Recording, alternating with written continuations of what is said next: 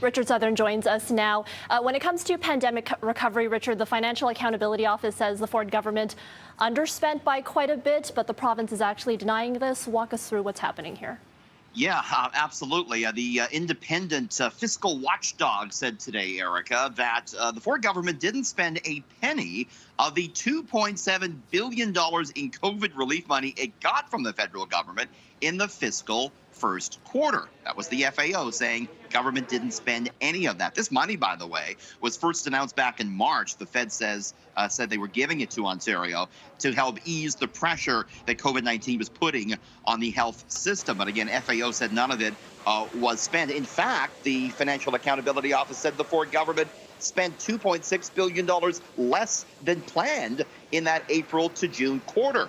Taking big issue with this, not surprisingly, was the opposition leader, Andrea Horwath. Honestly, it is disgraceful that Doug Ford refuses to invest the dollars necessary to help us tackle this virus, and that has been a problem all the way along. He doesn't like to spend money. He's a penny pincher, and we all pay the price as a result. Now, the government didn't want to do an interview with me on this story, but they did provide a statement reading, quote, $2.7 billion referred to in the report is the allocation for the COVID-19 response transfer program for the entire fiscal year. The claim that no spending occurred is not accurate. Just because it wasn't recorded at the time of the data request by the FAO doesn't mean that the spending hasn't occurred. Erica, I asked them to detail what was spent, and they didn't get back to me on that. So we'll continue to follow this one. All right. The latest inflation numbers have once again broken some old records.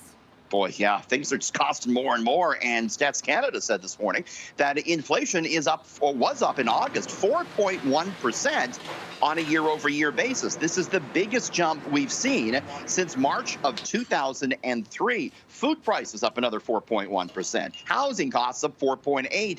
The jump here really driven by the rollback in the economic restrictions, but also the supply chain issues we're seeing, like those for semiconductors, which helped drive the price of new cars 7.2% higher. You know, this is really going to take a bite out of our salaries. There was a report from LifeWorks today, Erica, that said the average Canadian should see a salary increase next year of 2.7%, which sounds great until you realize that inflation is up more than 4%, which more than eats away at that salary increase. Okay, and finally, some of our furry friends are living the high life when it comes to air travel. Really interested in this one, of course. You and I, we're flying steerage, right? Coach, you and I, at the back of the bus.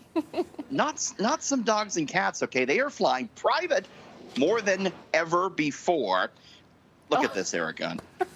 That's pretty cute, I gotta say. Okay. Yeah, where's the champagne for the doggies? Private jet rental company VistaJet said it's seen an 86% increase in the number of pets flown over the past 2 years. It's not just dogs and cats. It said it's been regularly flying birds private, even rabbits.